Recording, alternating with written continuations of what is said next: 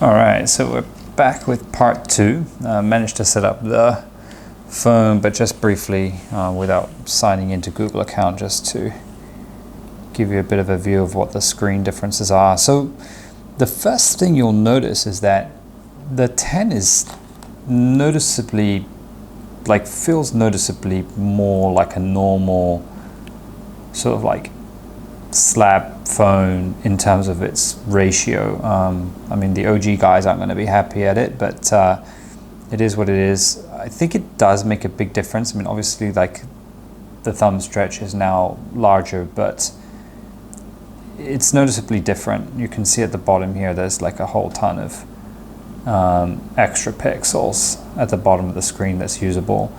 You also really feel the width now of the phone. I mean, I don't think it makes a big difference. You can see here these two images pretty much stack up the same. I don't think you get a lot more real estate, but it does feel like even more of your day can be had with just the front screen, and I think the 9 was already a big leap. So I'm kind of happy at that. Now, the other big thing that I noticed straight off the bat was the temperature of the screen. And I couldn't quite figure out what this was. And then I found a setting that the 10 has, that the 9 doesn't. And I am running the latest updates, by the way. You can quite clearly see here again on the bottom. If I just go into the settings here and show you what I'm on about. So in display, made sure first of all that the size and everything was all the same. So I'm just going to get these guys up to the maximum brightness so that it's equal. Obviously, like, the color here is a bit different just because of the scheme that I have. But when you see the Chrome like web page that's white, the difference is here. Under color, the 10 has a new setting that's called adaptive tone.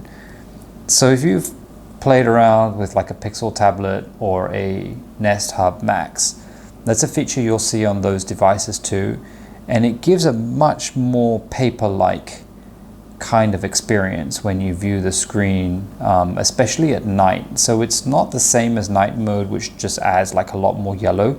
This is like, it almost becomes like anti-reflective in its sort of adaptive color temperature. So it's a really cool tone. I mean, I love this when it cycles through our photos, and it's automatic. You don't have to worry about like night mode. So really like that. The other thing I noticed on the 10 was that it came by default with adaptive colors. So personally, not a fan of that. I think it's a bit oversaturated. So otherwise I would have just had like a Samsung. So I prefer much more natural tones here, and I think it looks better as well when you review the photos. Then honestly, I have kind of gone through all the menus. I don't really see anything that's different. There is the robust open and close detection that was on the 9 that is no longer on the 10. This came a little later on in the 9's life cycle, when people started using MagSafe cases or like, you know, on the car, and then the phone started getting confused and didn't know if it was open or closed, so they added this there, and I think it basically desensitizes the magnet somewhat. But that's gone now. Obviously, the phone has been designed with a magnet at the back, so that's just all built in. Then there's not really much else to it. The phone itself is running, is interesting. It had an immediate update when I took the phone out. So it's running like an October. Is running an October update, which my 9 doesn't have yet. So just go into here. So this is running September 9th update. Just kind of it. But yeah, this one's running. This one's running the. Where is it? Software update. So this one's running 5th of October. So they've clearly, guess they've shipped these out. It's also interesting. The update button is a lot bigger, and they've centralized. The one thing that I don't like on this new UI is that they have a lot of different fonts with the numbers, and it's the same in the calculator. Like it's like a lot more roboto in its font. Kind of liked it previously. I don't like the consistency of the new fonts, but it is what it is. Okay, then if we just go into the camera settings here, see like the buttons have been kind of split out here. Again, I just think it like looks a little bit smoother, like as one. So no. And then the rear camera selfie is the same as it has always been. Didn't really see any differences here. It has the made you look as well, and the made you look has all the same as previously. So honestly, don't see any differences here compared to the previous version. Okay, then the other big thing that I think is different is the snapping and the feel of the opening and closing of the case. Of the phone. So there's a lot stronger magnet feel. I feel like it's a lot stiffer. I don't know if it's obviously because it's new, but it does feel a lot stiffer. And the best way I could describe it is kind of like the Fold 7 and also the OnePlus Folds. They have this very clean snap when they open, and it's the same with this one. And you can see that it's like a perfect 180 fold with no effort whatsoever. So on the 9, you sometimes you kind of have to like give it a little bit more, like a little bit of a push, I think. And the sound itself is a bit more muted when you open it. You know, it has that kind of like soft sound, but this one's got definitely much more of a snap and feels like the hinge is locking into place. So like that a lot. Obviously the whole crease and everything is impossible, honestly, to say so early on. I think that's just something that you're gonna have to wait and see what it looks like over a period of time. Then what I've done here is I've also got the cases, got a bit of a caliper. So the other thing that hit me here was that the 10 case has a significantly thinner bezel than the 9 on the left. Okay, and as expected, let's zero this out. So it's coming in at like 2.2-ish, right, on the left, and it's a lot thicker. It's like 3.5, 3.3 on the 9. But on the other hand, the other side of the bezel is a lot thicker on the 10, and maybe that's because there's less support on the left and they've had to ramp it up on the right. But it doesn't really affect the phone, because when you put the case on, it's still well and truly outside of the area. So it just looks a little bit unbalanced, I think, but I guess you just get used to it. Just to show you what I mean. So 4.7. Let's see what the 9 is. 4.4. So you can see all one's actually a bit thinner on the right, but a lot thicker on the left. So they probably have to balance that out a little bit for the support of the phone. Also, no mic on the top part of the folding screen on the bottom here versus the 9, and obviously the SIM card tray has moved from the bottom on the 9 to the top on the 10, but at least we still get a SIM card tray, so cannot complain about that. And then not much difference on the rear of the cases here. Expect a bit thicker with the MagSafe Pixel Snap 1.9. And then let's see what we've got here. 1.7, not much in it, to be honest. And then when it comes to the weights,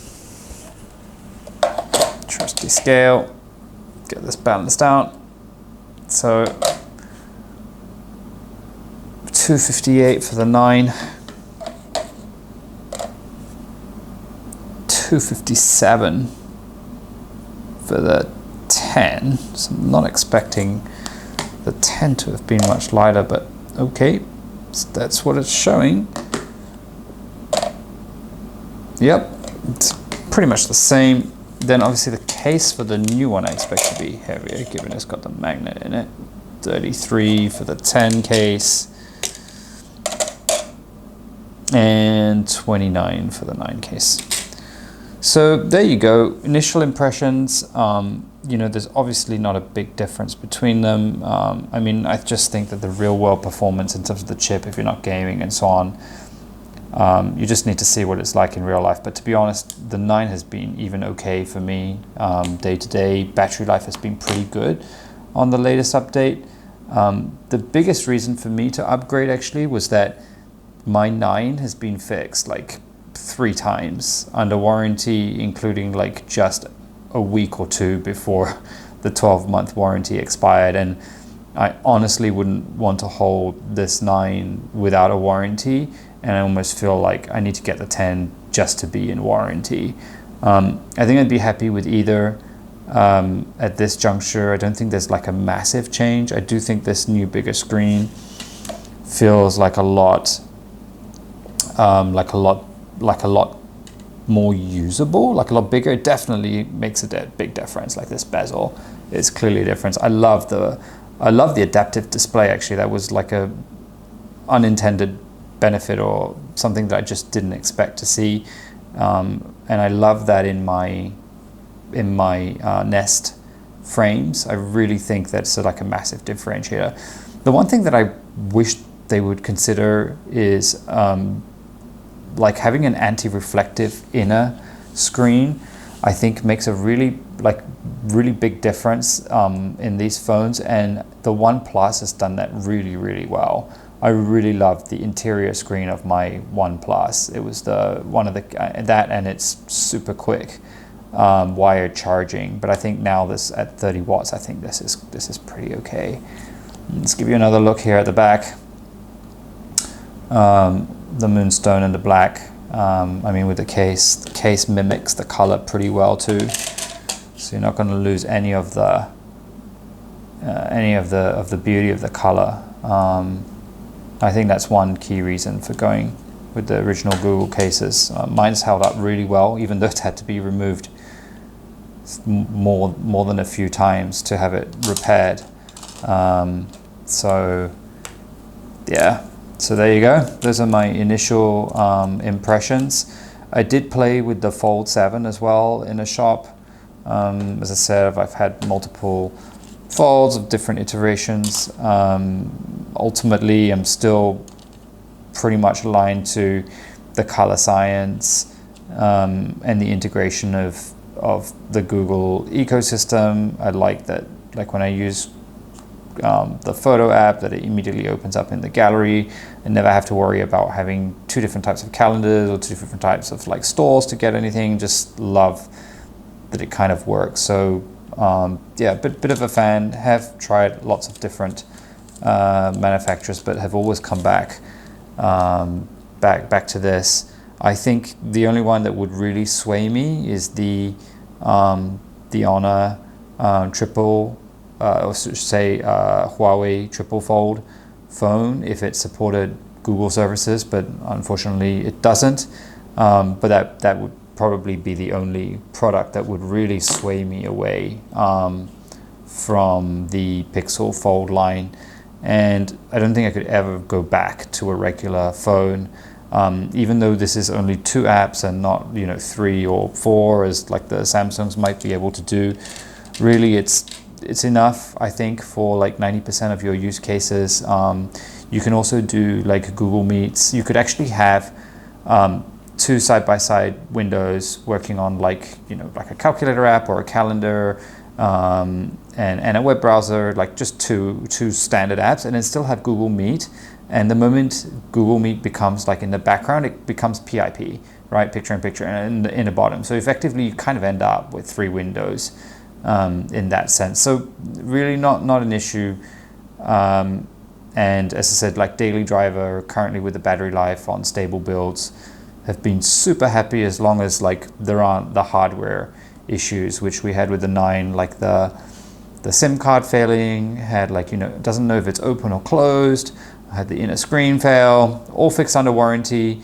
Our warranty support here in Singapore is actually really good. Give them the phone in the protected mode, just enter your PIN, give it to them, and literally 2-3 hours you get your phone back. They replaced the outer cover and stuff in the inner one, and with new seals, but they're pretty much the same core components, so you don't have to like redo your phone. So very happy with the support, so that keeps me coming back to them.